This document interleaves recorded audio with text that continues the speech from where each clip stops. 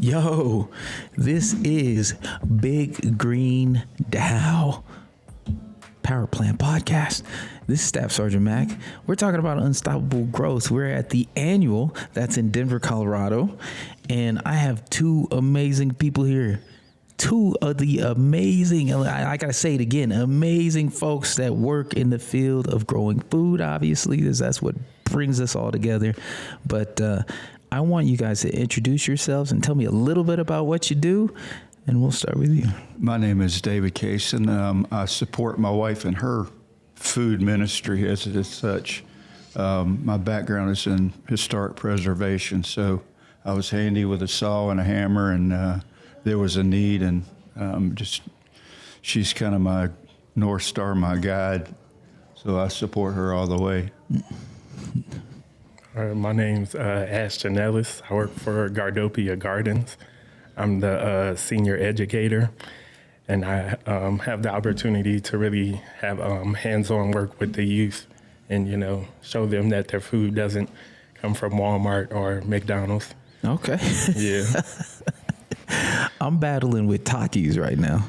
I work at, I volunteer at Lake Middle School supporting my wife, and the Takis are killing me, man. And I try to show them like the videos of like what's going to happen to your guts on the inside because you're continuing to eat these like the dyes, the artificial flavoring, like that's going to mess you up. And it ain't getting through to them. Not at all. I really want to take them down to like the county morgue and we could really look into some stuff and maybe that'll be the scared straight moment for them. Yeah, that reminds me. I showed my kids how gummy bears are made. And, it's like basically the leftover parts of a animal carcass. Yes. And it's like boiled down.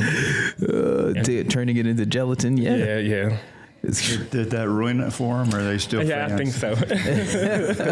That's cold. That is cold-blooded. My wife loves gummies, and she likes sour worms and sour gummies and stuff like that. That's her weakness. Too. Yeah. I ain't trying to kill that for my wife. Yeah.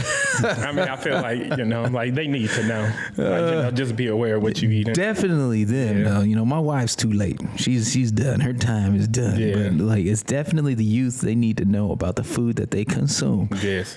Man, so let's get into kind of like your organizations, both your organizations. Like, what is y'all's plan for the future? What does the next year look like for you?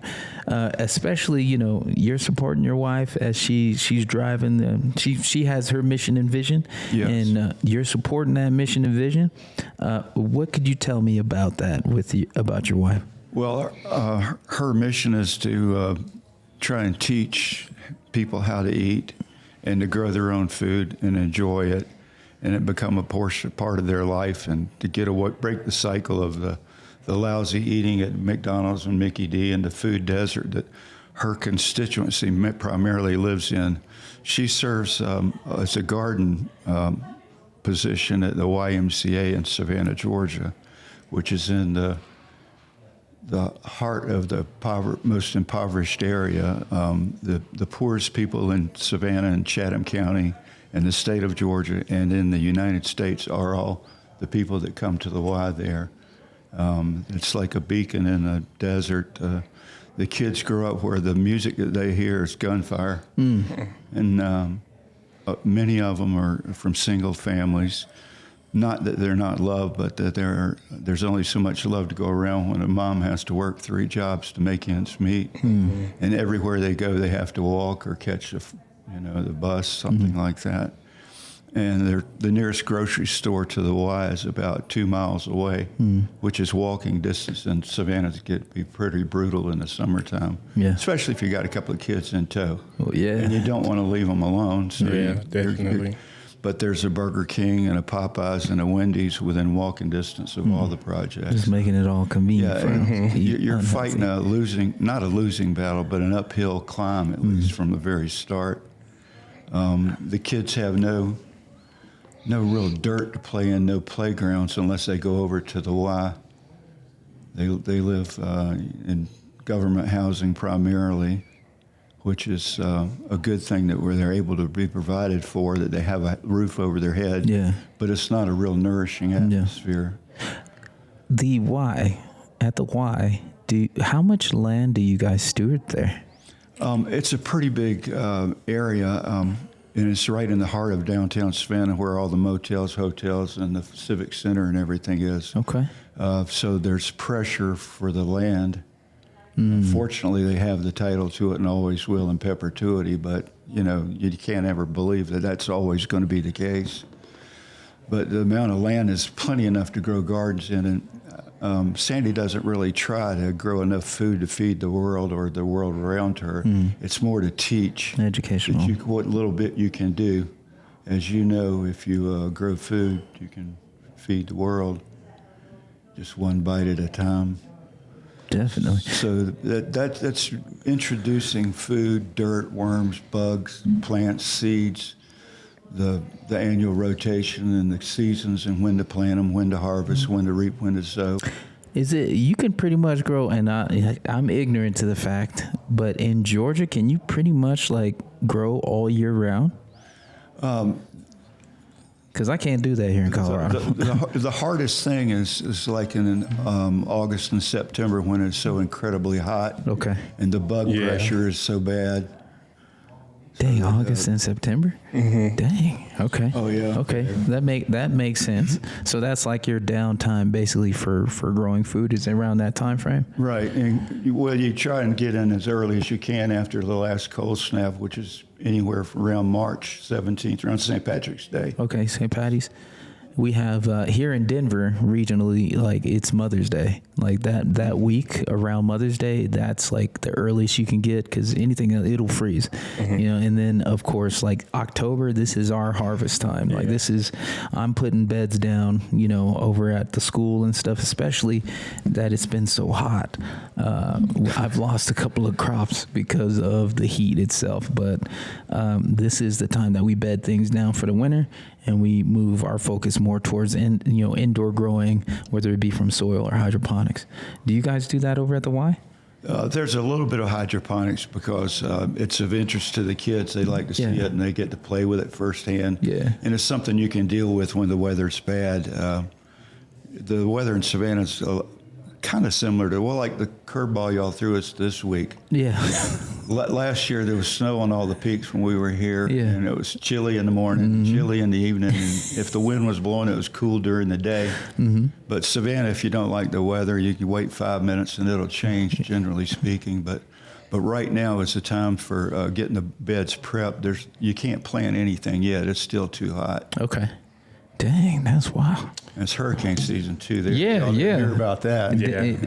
Because we got another storm system getting ready to come through in the Gulf. Basically the same route that this last one did. Yeah, I've been watching that. We're hoping that we're on the best side of the storm when it does go by. Okay. Yeah, that's wild, man. But we were very change. fortunate. Nothing compared to what North Carolina went through. We just got Asheville and all that. Yeah, dealing without electricity for a while is a big shock to most systems. Everything depends on it. You lose all your food, your refrigeration. Yeah, refrigeration. 911 wasn't even working for a while. And dang, that brings up. We're gonna come back to climate change. Let's talk a little bit more about Gardopia. Yeah. So what's going on down there? What's y'all's aspirations this year? We are just like working on expanding, getting into more schools. Like I believe we're gonna. I thought y'all were in like a gazillion schools already. I heard Gardopia was holding it down in Texas right now. I believe we are like at 70, but I'm pretty sure. I'm pretty sure there's probably more now. But yeah, we've just been planting. Like, it's fall right now, but it's still like extremely hot. Like I planted some root vegetables, some radish, and I planted some kale. But since it's still so hot, like the caterpillars are still out and eating my crops. And so I'm like hoping that eventually, it'll cool down and the plants will get a chance to grow without being eaten on. Here, I got a question for you about pests. Like, do you have Japanese beetles in Texas? And do you have Japanese beetles in Georgia? What do they look like again?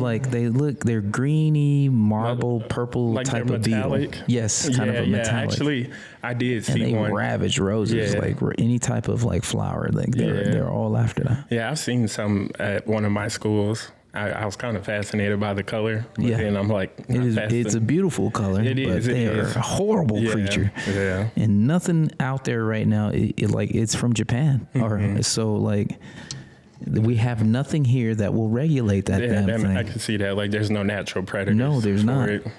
So I'm like, spiders are overlooking them. You know, they'll get caught in their web or whatever, and they're not eating them. I'm like, come on, please, birds? somebody. Do birds go after Chickens do. You know, chickens. Chickens will go eat after anything. everything. They really. Yes. They're very primitive. Yes. In fact, that's how I get a nice little exchange. Like, I'll capture the beetles, I'll freeze them, and then I give them to this little chicken farm up the street, and then they hook me up with some poo, man. It's like, it's a great symbiotic relationship I got with them folks. Yeah. But you're talking about chickens at one of my schools last year called Essence Prep. We had 3 chickens there, and that was a real opportunity to like develop our foster relationship between the kids and animals. Yes. And like when I tell you they like love them chickens, they love them. Cause like anytime I would go out into the garden, cause it was like the garden is in the playground. Yeah. So anytime I would go out into the garden, I would let the chickens out. The kids would come over and be like, can we hold them? I'm all like, yes. You know, I try to tell them, like, don't crowd them. Yeah. Like, you know, give them their don't space. Get beaked down. They're dinosaurs. Exactly. Yeah, but I mean, the chickens were really nice. Like, they almost, like, felt like dogs. Okay. They would, like, follow me around after I give them their food and their water. Then they'll just go scratch around. Did you have a rooster and a couple of hens, or did you have just hens? Just hens, yeah. Okay. No, I don't mess with roosters. Like, that would have kept the kids in check. yeah, but I mean, I ain't got time for kids getting messed up by a rooster. Probably would have traumatized them, and then they wouldn't want to mess with the chicken. Well, that's why you got to get them early. Like, if you raise that rooster with the kids early, then it'll be, you get used to it. That is true, yeah. It'll know its boundaries. I mean, you know, I'm going to have my fingers crossed on that one. I know roosters are ruthless sometimes. Yeah. Especially the neighborhood rooster. Yeah. We've got one with spurs that are about 4.5 inches long. Dang. Oh, that's pretty Every scary. now and then we tangle, and it's never fun. I don't mess with him. We have a mutual respect going most of the time. I feed him and he leaves me alone. How many different types of animals you got out there? Well, let's see. Being on the island, we attract. If you feed anything, you're going to attract all sorts of stuff. So we've got a bunch of feral cats that come by the house. Of course. We own one that comes inside and out. We have 4 chickens and 1 rooster, 2 dogs. I think that's it at the moment. Anyway. Okay. All right, you ain't gonna get no goats or nothing? No. No Well, goats? I think they're illegal. I think you got to have a permit. to have Really? one They're on the illegal? island. Yeah. It's just a small island. It's like 3 Okay. miles long and half a mile wide. I guess if you go overboard with the goats, I can see that. Yeah, But they could probably. we're at least like 2 or 3. Yeah. We're fortunate that the neighbors have never complained about the rooster going off at 4:30 in the morning. It's a regular They thing. got that good insulation. Cock-a-doodle-doo. I got a neighbor across the street from me that has a rooster, and about 4 o'clock in the morning. That's when he starts popping off. Yeah, you got to let him know. Hey, he's got to let you know. So, so as you know, you've been here at the Big Green Annual. What kind of things can you identify with the DAO that can help you guys achieve what you want to achieve? And whether it be at the individual level of your organization, backing your wife up, or it be collectively, how can, you know, the DAO help you accomplish your mission and grow your vision? I'd say it's a real good like networking opportunity. I've got to meet a lot of really cool, interesting people. One of the speakers we're talking about, what's the word? Hold on. I can't think about it right now. But it was strategic planning. Strategic planning? Yeah, that was a real big one in like partnerships. Because I realized like going in these schools and stuff, it's important to like, have plans, talk to the schools, or your point of contact, let them know what you're working on, what's your plans, Be give them transparent, updates. yeah. Exactly. Because the more, transparent you are, the more they're willing to like, let you invest do in more. your vision, Exactly. support Yeah. what you're trying to do. Hell yeah. Oh, that's dope. Well, good. Yeah. Good. And how about you, sir? Well, it's pretty much the same thing. In talking to the various people that are here in attendance, each section of the country seems to have a different need or a slightly different one. So it's nuanced from from place to place. But our big thing is, because weather is a factor, besides the previously mentioned bugs and rain and this and that and the other, it's breaking the idea that you really need to grow your own food or have a fresh supply of good, nutritious, valued food, and stay away from all the to-go centers and even the 7-Elevens all promote extra large jumbo drinks, which are full of dye and sugars of all sorts, all kind of crazy stuff. Be having the high fructose corn syrup. All that. My wife has a rule that if it has more than 5 or 6 ingredients, you don't buy it. That is very That's true. And some of the stuff you read, it's got 6 or 7 different types of sugar in it. Yes. Or it'd be a whole paragraph. Of something I ain't never heard before. Can't even pronounce it. Yeah, I can't even pronounce it. Can't spell it. Yeah. Like when I'm like grocery shopping, I like to look at the ingredients, and I really just simple stuff is all you need. Like all that extra stuff, you got to really realize how your body reacts to it and what it does to you. Definitely. I gotta ask you both. Earlier, before we sat down, we kind of talked a little bit about the started to kind of scheme on a rite of passage into adulthood. And we all, as educators, especially when it comes to farming and growing food, we deal with a lot of young people. You named off like a gazillion issues that our young people are facing, let alone like not having that rite of passage into adulthood. I want to ask you both, what does that look like for you? And how do you try to implement that into the work that you do, that rite of passage into adulthood especially in particular for our young boys? Mm-hmm. Well, one of the programs that the Y has, which my wife's not really involved in, as it's not into our garden, but they have not Little League, just junior football and exercises like that they sponsor on the site, where they have a fairly healthy, safe environment to learn in and to do their sport things. And the fathers and even the mothers come out and coach. And that's one of the things that keeps the kids together, gives them a sense of purpose, and gives them something to do between after school and when it's time to go home, when the parents are getting off work and can come by and pick them up. So that's just one of the programs they do. And they do basketball. The Y has a gym. They have a pool that's being repurposed now, not repurposed, but refurbished. Revitalized. It had been in disrepair for a while, so a lot of the water sports, learning how to swim is a basic thing that everybody needs. And the kids in that section of the town, they have no way of learning how to swim if there's not a pool close by. Yeah. And the overwhelming majority of victims of drowning are black. Yeah. Yeah. And it's simply not that they can't swim or don't float. They don't have a clue how. Yeah. Because they've never had the opportunity. So a lot of problems are a lack of opportunity. It's not a lack of will. Okay. Dang. Yeah. That was some real stuff. But I like to give the kids a sense of responsibility. So most of the time they be like, can I help do this, or can I help pass that out? And I'll be like, go ahead. 2 weeks ago, we were spreading mulch in our garden.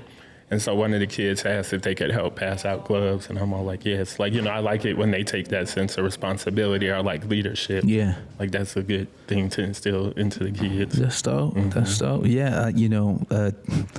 I think about in particular this little dude. His name's Anthony, but he ain't a little dude anymore. He's getting ready to be 18. But he pretty much put me on this path of the nonprofit stuff that I do, the work that I do. When I met him, he was a third grader. Yeah, time flies. And his afro was bigger than he was when I met him. And man, he had the mouth of a filthy little sailor. Okay, he sounded like a 38-year-old man. Okay, in the way that he spoke. And when I met him, I was responding to a call for black men to come into this particular school that was suspending black students overtly. And when I met Anthony, I did my little speech like, hey, if you make it from A to Z, you're going to be great. And then Anthony used my words against me.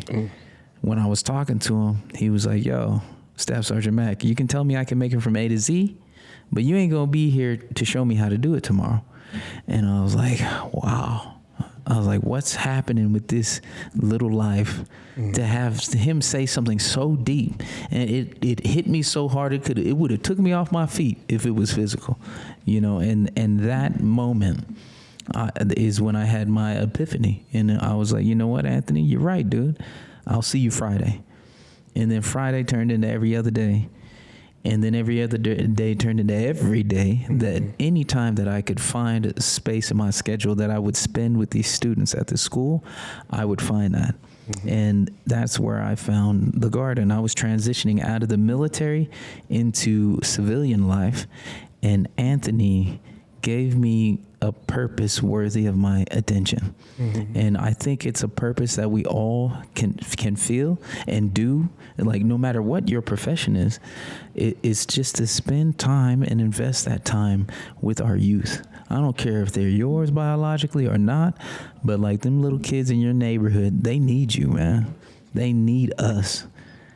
And I don't know about y'all, but I feel like, you know, because of we got to make money, ultimately. You know, we got to pay the bills. But it has come to a point where you got people juggling 3 jobs to try to make ends meet. And then there's this huge gap that needs to be filled to guide our kids. Yeah, because you could say, like, the parents are so busy working that they don't really have the time to give them that affection and that attention. Exactly. You could say that's where we kind of, like, come in with the work we do. Exactly. So you know where I'm going with it. Yeah. So what I'm saying is, man, you guys are amazing to stand in the gap for young people that may not have that opportunity. It don't even matter about your skin tone, the color. You are a person willing to invest in young lives, man, and help guide them to find themselves is priceless, man. It's priceless on the amount, you know, that you're putting in. Every time you go into a garden or you're down at the Y with your wife and you're putting time into these little kiddos that are out there, man, or you with Gardopia doing your thing, you know, making sure kids don't get beat up by them chicken dinosaurs. Okay.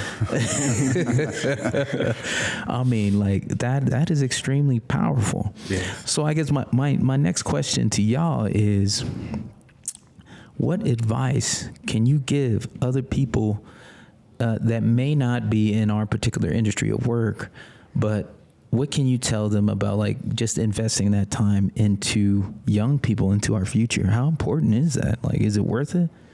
Yes, very. Like, I would say, like, the most fulfilling part is, like, when I get to see the kids harvest something that they grew and they get to eat it. And it's like, you know, they're like, oh, my God, this tastes so good. I'm all like, yes, homegrown or school grown. Ain't store-bought. Exactly. Yes.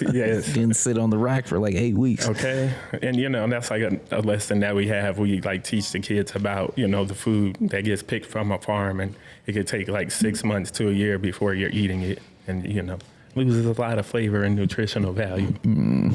I've seen the same thing with the Y in the garden, that the kids take ownership once they play in the dirt and plant a seed and it comes up, or plant a seedling that they've gotten, and then they try the food like they would never eat if it was on a plate cooked. Exactly. The exact same food, not nutritionally, but the exact same thing. A bean is a bean, more or less. But if you ever eat one or pull a carrot, you know, they're used to, in school, they get these carrots that are 3 inches long that look like they've gone through the pencil sharpener. They have no flavor at all. Then they pull one out of the ground that has the roots and the dirt dripping off of it, and they clean it off and take a bite, and it's all the difference in the world. The flavor explodes in their mouth. And they take pleasure in it, and they take possession of it, and they did that.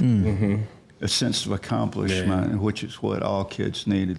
They need be recognized that they matter, and the people care about them, but they actually have value, and they feel confident in their ability to do what they've never done before. Yes, I agree.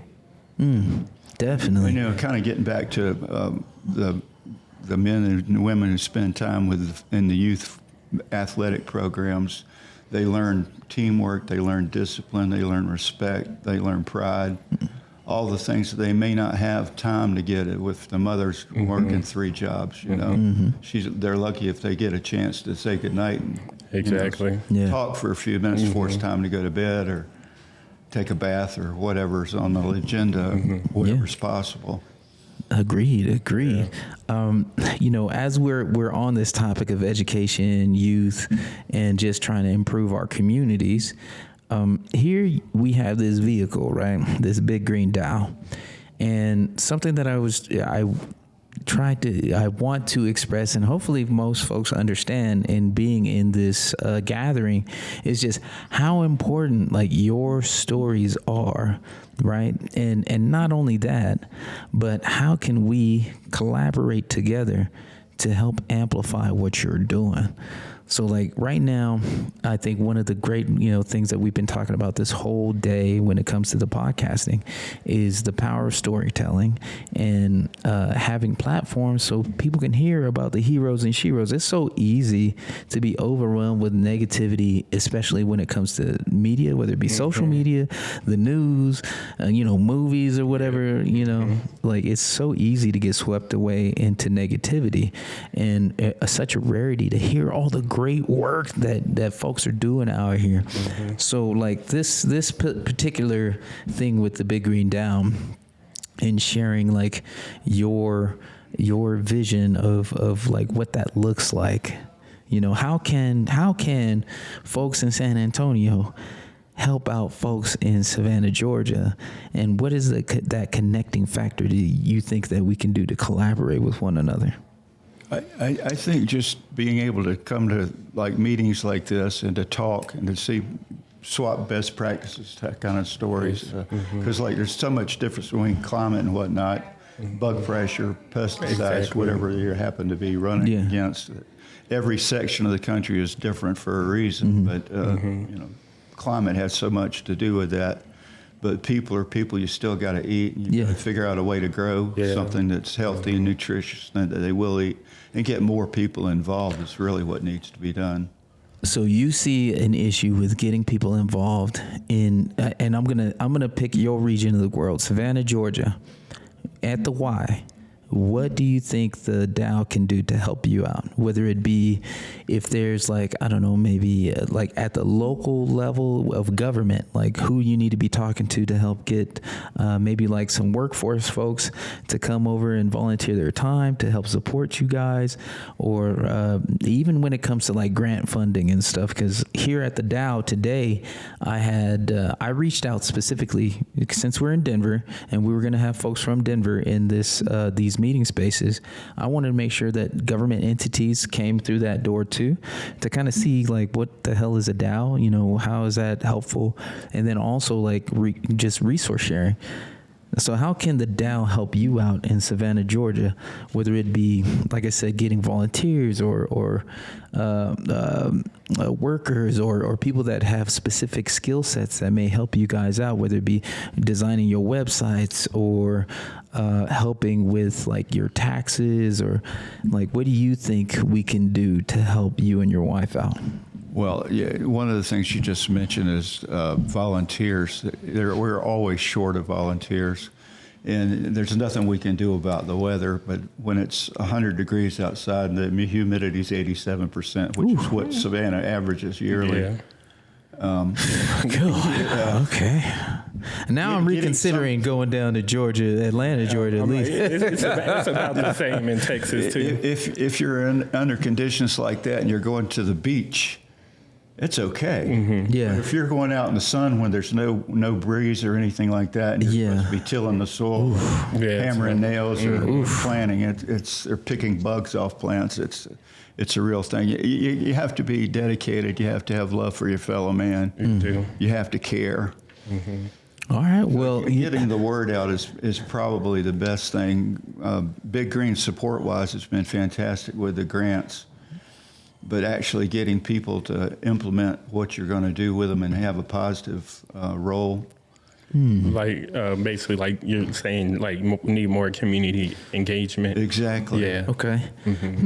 But in our particular, where she is with the Y and its location in the heart of the poorest part is, there's nobody in that area that can really pick up the pieces. To You fill really in need that to gap. appeal to people outside that have special knowledge or Yeah, time. because I was going to say, being in those like low income like neighborhoods, there's like a lack of knowledge of like growing your food and like, you know, being more self-sufficient. Okay. Yeah, if you've grown up on fast food and Popeye's chicken and stuff, man, that stuff tastes good. It That's does. what you Yeah. eat. Yes. If that's what you're used to. Yeah, You may it's hard not to like break the that first practice. time you try okra or Exactly. broccoli or. Yeah, like because it's actually you're fresh right. food. I don't like it for myself. I know that. Okay. Well, how about you? What's going on in Gardopia? See, it's a good thing Lucky ain't here. Yeah, like we do a lot. I mean, like at one of my schools, I'm currently well, I guess I'm leading it, but we're currently expanding our garden. Because like for me, my style of gardening is more like real natural. I like circles and soft edges. I don't like sharp corners. No, you don't like them rows. Yeah. I So got like you. the main garden we have, it's been established before I like came there, and it's very like hard and edges. But the new expansion we're doing, because I want like in ground, like that's my dream. Yeah. And you know it's coming into fruition. But we have 3 farmer style planter rows. Okay. They probably gotta be maybe 20 to 30 feet long. Oh, 3 that's of them. pretty dope. And so like I've been slowly planting. That's huge. Yeah, they're pretty long. Like they're so long. I'm thinking about. And that produce feeds the school, right? And the community. Yeah, so one thing about this school is it's actually a daycare, like a youth development center. So the oldest I'm teaching is 5 years old all the way down to 1.5. Okay. So any food that we harvest, like, because my goal is really to like, you know, feed those families. I really want them to start having more access to fresh produce. So in the past, what we do is we'll harvest the stuff with the kids, and either the teachers will take it in the classroom, and that'll be the kids' snack for the day, or whatever's left over, we'll go put it in the front office, and we'll make sure like that the front office ladies tell the parents to like, Hey, take this food was home. freshly Exactly. plucked. Yeah. Yeah, that's dope. Yeah, that's basically And then how we too, do like it. I really want to do fruit trees. Yes. So, like, there's Texas native fruit trees. There's a Texas persimmon, Mexican plum, and then there's like the Eastern persimmon. And you know, I want to get that in because you know I'm like vegetables is cool and stuff, but I'm like kids ain't gonna be ready to scarf down a whole bunch of vegetables. Yeah. But like Mixing it up on 'em. Yeah, exactly. Like I planted blackberries. And child, when I tell you the best blackberries I've ever had, oh my God, so Came good. off that bush, huh? Yes. Like I planted it 2 years ago. First year, it just said. Yeah. Second year gave us a little bit of blackberries, and I kind of ate them all. That's how good they were. But then this past spring, like It just overflowed. Yes, and it was really like fun. It was a great experience, like having the kids out there eating the garden. I'm eating the blackberries in the garden. Like you could see the joy, like the happiness. And so, I want to. Them berry bushes are resilient. Yeah, and then also too, I made sure I got thornless variety. Okay, yeah, because mine are thorn. Yeah, we ain't trying to have the babies getting all cut up. I ain't got time I got for teenagers; they need to get that. stabbed. Oh, yeah, up. I mean, at that age, they know better. But the little ones. Yeah, the little ones will just grab the whole vine. Yeah, but with that expansion, I want to plant fruit trees, and like my goal is to like just have a lot more produce available. Like last year, I had planted onions from little transplants. That was about the size of my pinky. And then I planted them like December, and then in the spring, we had a ton of onions. Nice. We had purple and white onions, and it was lovely. Nice. Like harvesting, like the teachers, everybody couldn't get enough of them. That's what I'm talking about. And so with these new rows that I did, I'm like, I got to do a lot more onions because it was very popular. Okay. Yes. All right. What's the main crop that, even though it's a school setting, what do you guys have a main crop that you guys work with? There's some peas that we grow that are very resilient. Weather doesn't bother them too much. Even bugs and critters don't seem to bother them too much. So that's one thing that grows very well. The beds that Big Green provided with us that just took off amazing. The soil was incredible, and of course the sprinkler system was just amazing. Yeah. It's a time saver, which Yes, time it is. money in a garden. Yes, it is. Got them drip lines in there. And the kids grew their own broccoli and they ate it right out there. We don't use any pesticides, so that you can, when kids are, they'll grab it and they stick it in their mouth and worry about things later. So we're pretty good with that. The radishes take about a month to grow, and the jury's out on whether kids like radishes or not. There's that quick turnover. Kind of the same way too. A lot of the greens grow very well. We had collards growing out of season, which we were coming up on collard season where they need to be planting them in terms of cold weather crops. But we haven't gotten to that point yet. It's still hot as fire outside. Yeah. And we grew a few strawberries. The bug pressure got to that, but the kids loved them. I tell you, I can't. It's too hot in Texas. Like, if we are going to plant strawberries, it's like we got to do it in part sun and make sure it has like plenty of irrigation. Shade cloth or whatever. Yeah, I got shade cloth on them bad boys too, especially up here. Dang. Well, that leads us into our next question. If you had a garden sign, what would it say? You walk into your garden, what would that garden sign say? I actually was at a thrift store and they had a garden sign. I'm like, I could try to look through my phone, but it was really like very inspirational. But I mean, I guess I would say like, planting the seed is like planting tomorrow. I think I've seen it. Planting the seed is like planting tomorrow. Or, something like that around there. Yeah. Okay. We one of the first gardens that we put in was actually at one of the public schools called Schumann, and it was for the children. It was to educate once again and get them into eating good products. So we had a sign up over an arch before you walk in that said "Children's." So it's Schumann Children's Garden, welcome, and that was just a nurturing sort of letting you know you're welcome. Welcome. Yeah. As long as you're respectful, there's no wrong way of doing anything. Nature will tell you if you're doing it wrong. Oh, yeah. They're quick to tell you. Real quick. It ain't going to grow. Well, how can folks get in contact with you? If I'm in Georgia or if I'm down in Texas, like, how can I get a hold of you guys?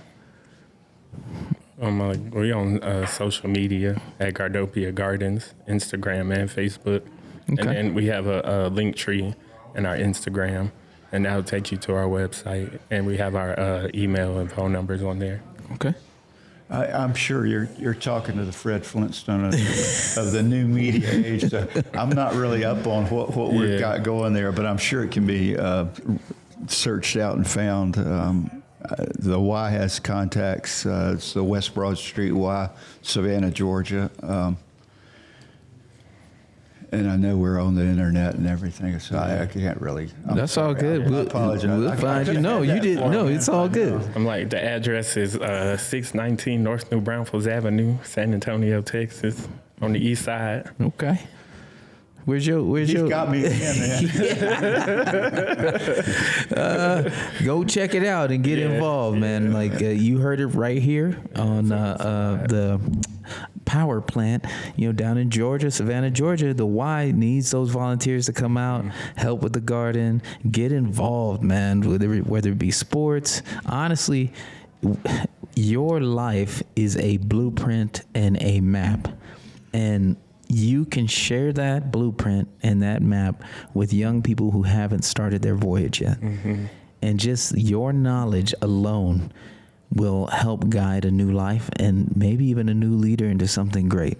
So don't forget that, y'all. Whether it be you volunteering or donating to the Gardopia, or you volunteering and donating at the Y down there in Georgia, like, you're important, and the work that is being done is extremely important, because that's the future, man. It is. That's the future. Well, thank you, gentlemen, for sitting down with me today. My pleasure. I appreciate it. This is Staff Sergeant Mac.